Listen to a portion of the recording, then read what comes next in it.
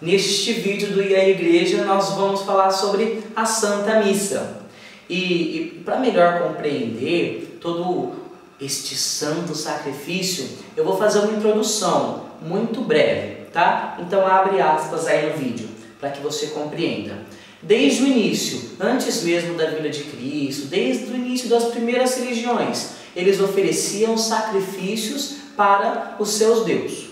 Bem, na nossa religião também não era diferente. Os nossos patriarcas também ofereciam. O próprio Javé, o Deus Pai, ele falou o seguinte, está em Levítico 4.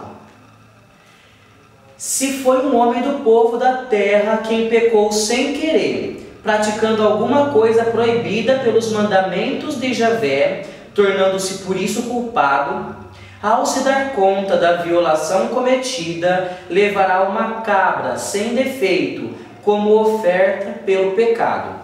Bem, então, o próprio Deus Pai, Javé, ele ensinava os seus filhos para cada determinado pecado, determinado sacrifício e oferenda, para perdão dos pecados ou purificação. Acontece que nós passamos a pecar muito e a ofender demais o coração de Deus. E esse sacrifício que nós oferecíamos, já não era mais suficiente, porque era um sacrifício imperfeito, porque era oferecido de um homem para Deus. Olha só a balança. Então, já não era suficiente para garantir o perdão do pecado e para garantir a graça. No livro O Segredo da Sagrada Eucaristia, Felipe Aquino fala o seguinte: para entender o sacrifício de Jesus, é preciso entender que uma ofensa tem a sua gravidade de acordo com a honra da pessoa que é ofendida. Assim, um tapa dado no rosto do irmão é menos grave do que o mesmo tapa dado no rosto de um pai ou de uma mãe. Agora, imagine se esse tapa for dado no rosto de Deus. O catecismo diz: nenhum homem, ainda que o mais santo, tinha condição de tomar sobre si os pecados de todos os homens e de oferecer-se em sacrifício por todos. Então Deus, ele se viu necessitado de fazer alguma coisa. E então, num ato de amor sobrenatural, infinito, ele mandou o seu único filho, Jesus, para ser imolado como um animalzinho na nossa mão. Veja que agora a oferta é de um Deus para Deus. É de Deus para Deus. É um sacrifício perfeito. É um sacrifício que garante salvação para todos os homens. Para todos os homens. Essa é a história da salvação. Fecha aspas, foi a introdução. Começando agora o vídeo. São Leonardo de Porto Maurício, ele falava que os tesouros, por mais belos e preciosos que sejam, eles não podem ser bem aproveitados se nós não compreendêssemos a grandiosidade desse tesouro. E é por esse motivo que muitas vezes nós não compreendemos o que é a Santa Missa. Bom, a Santa Missa, primeiro, ela é essencialmente o mesmo sacrifício oferecido na cruz por Cristo. A diferença é única. O sacrifício do Calvário foi cruento e o da Santa Missa é incruento. Presta atenção. O sacrifício do Calvário da cruz foi cruento, teve derramamento de sangue. E o sacrifício da Santa Missa é incruento, não tem derramamento de sangue. Jesus não sofre de novo as dores, mas substancialmente, sacramentalmente falando, tem os mesmos efeitos. A Santa Missa e o Calvário têm os mesmos efeitos.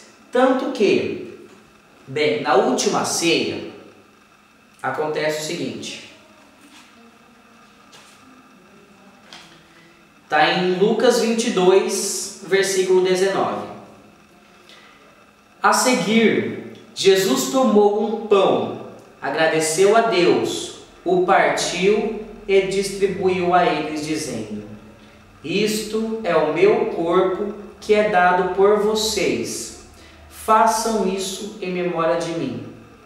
Depois da ceia, Jesus fez o mesmo com o cálice, dizendo: este cálice é a nova aliança do meu sangue que é derramado por vocês. Esta é a primeira Santa Missa. A última ceia não teve apenas aquele ato de profunda humildade, onde Cristo ele lava os pés dos discípulos. A última ceia não é apenas a ocasião em que Cristo anuncia que vai ter um traidor, mas a última ceia foi onde aconteceu a primeira Santa Missa. Veja que a mesma oração que Jesus fez na Santa Ceia, na última ceia, é a oração em que nós fazemos na Santa Missa. Papa Emérito Bento XVI, no Congresso Eucarístico chamado Eucaristia, Comunhão e Solidariedade. No momento da última ceia, Jesus já antecipa o acontecimento do Calvário. Olha só, no momento da última ceia, Jesus já antecipa o acontecimento do Calvário.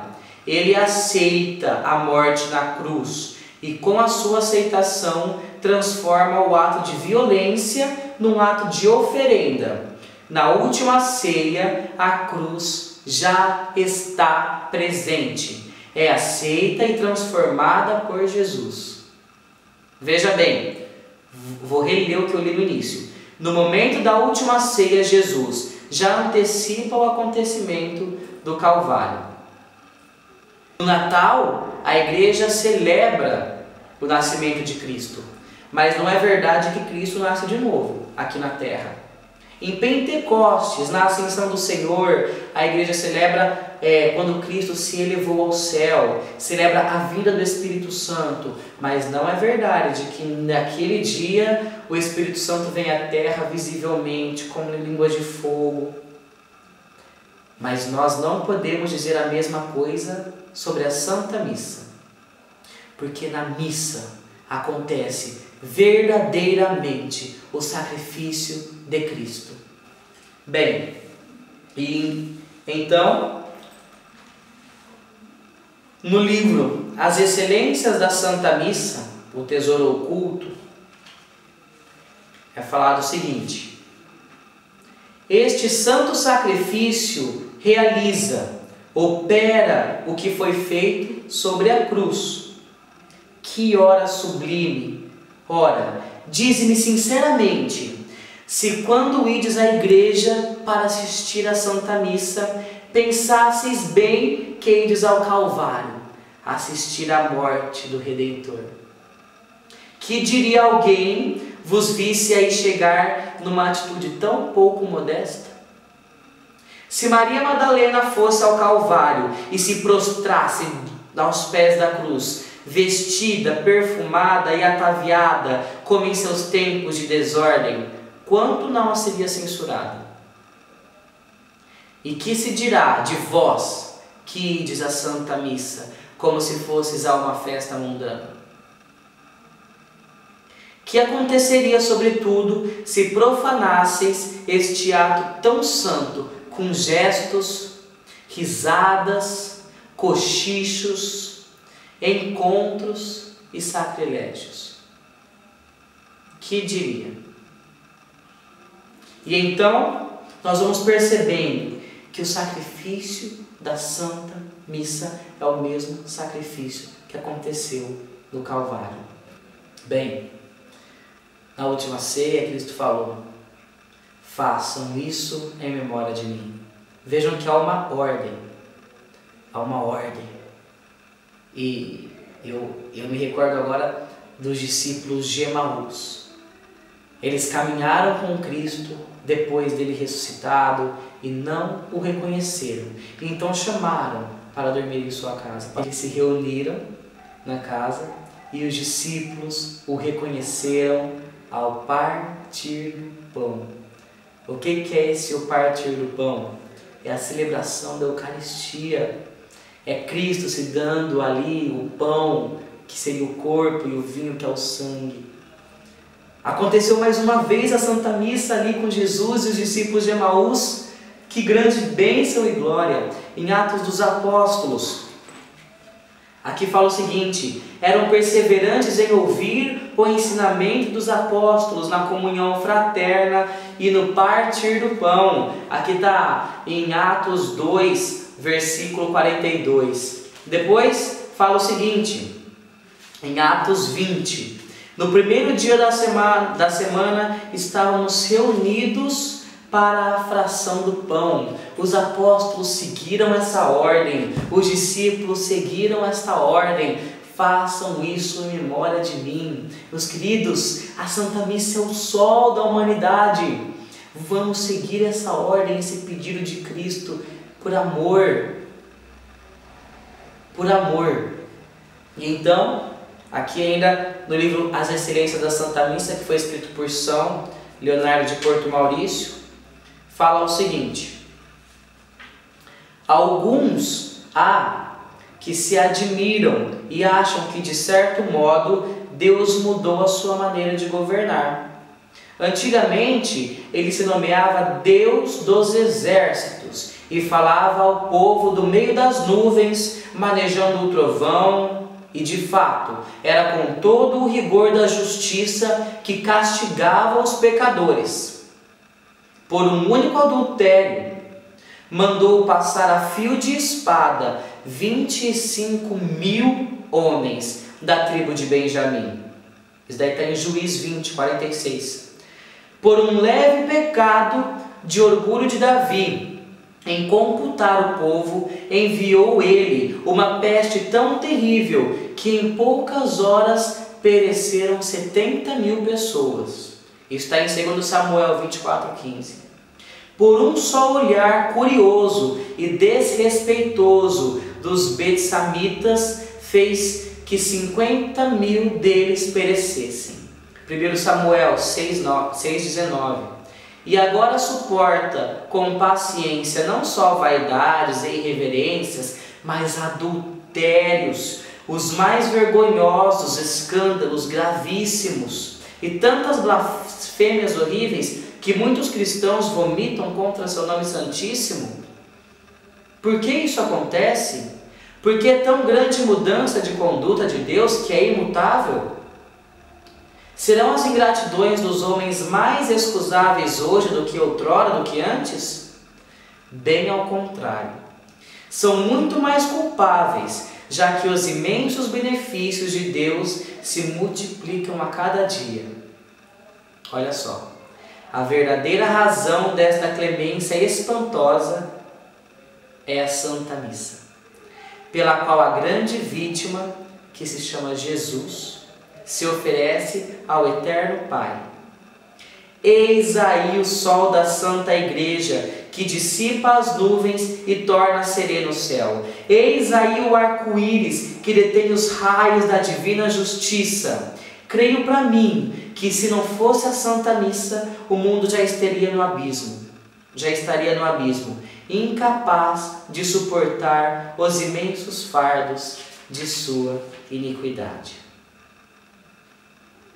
Isso é a Santa Missa, o sol da humanidade, o arco-íris do mundo. E o professor Felipe Aquino, parafraseando também São Leonardo de Porto Maurício, ele fala: sem a Santa Missa, portanto, sem Jesus se sacrificando por nós, primeiro sobre a cruz e depois todos os dias sobre os nossos altares, estaríamos perdidos. E poderia cada um dizer ao seu companheiro: até a vista no inferno. Deveríamos, portanto, beijar nossos altares, perfumá-los de incenso e, sobretudo, honrá-los com nosso máximo respeito, pois que deles nos vêm tantos bens. Consola-nos saber que no mundo toda a Igreja oferece o sacrifício de Jesus ao Pai ininterruptamente. A Igreja tem cerca de 405.000 sacerdotes. Se cada um deles celebrar ao menos uma missa por dia, muitos celebram mais de uma, teremos na média 5 missas oferecidas a Deus a cada segundo. É algo maravilhoso. A cada segundo, 5 vezes, o sacrifício vivo do Senhor Jesus é oferecido ao Pai pelos nossos pecados. Sem dúvida, é o que detém o braço da justiça de Deus. Isso é a Santa Missa. Santa Faustina Kowalska, grande santa mística da igreja, ela, numa ocasião, isso aqui está no parágrafo 312 do livro do Diário da Santa Faustina. Ela fala o seguinte, palavras da Santa Faustina: quando saí uma vez de casa para me confessar, encontrei o meu confessor celebrando a Santa Missa. Então ela estava saindo para se confessar e viu da porta da igreja o confessor dela celebrando a Santa Missa. Um pouco depois, viu o menino Jesus no altar, que carinhosamente, com alegria, estendia as mãozinhas para ele. Mas o sacerdote logo pegou aquela linda criança em suas mãos, partiu-a e a comeu viva. A princípio, sentia aversão por esse sacerdote, por ter feito isso a Jesus, mas logo fiquei esclarecida sobre o assunto e reconheci que esse sacerdote era muito agradável a Deus. Na missa, o próprio Cristo está lá presente.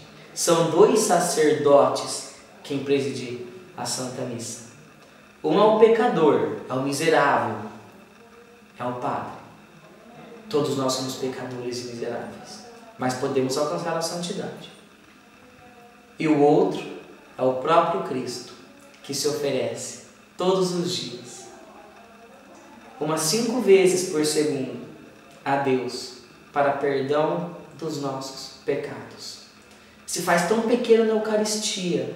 Ele podia ser gigante, jamais se fazer tão pequeno que um pedaço de pão. Mas é que se aquela Eucaristia demonstrasse toda a graça e divindade de Deus, ela brilharia de tal modo que os nossos olhos não poderiam enxergar Cristo ali presente no altar. Se aquela Eucaristia, se aquele pão representasse a pureza infinita de Cristo, que é Deus, nós nos sentiríamos indignos de chegar perto dele e comungá-lo.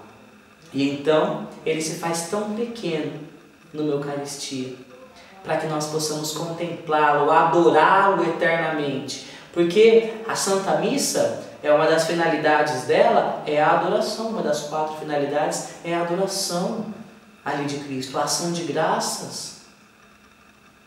Bem, falaremos mais sobre a Eucaristia, talvez sobre as outras finalidades da Santa Missa em um outro vídeo. Eu desejo do fundo do meu coração que você seja tocado pelo Espírito Santo e que você possa ter o amor no seu coração inflamado pela Santa Missa. Salve Maria Imaculada. E se você acha que esse vídeo te ajudou de alguma forma, copie o link do YouTube, coloque na sua página no Facebook. Às vezes mais pessoas precisam ouvir essa mensagem. Na descrição do vídeo tem o nosso e-mail, onde você pode conversar conosco, dar alguma sugestão, partilhar alguma coisa. Você será muito bem-vindo. Salve Maria Imaculada.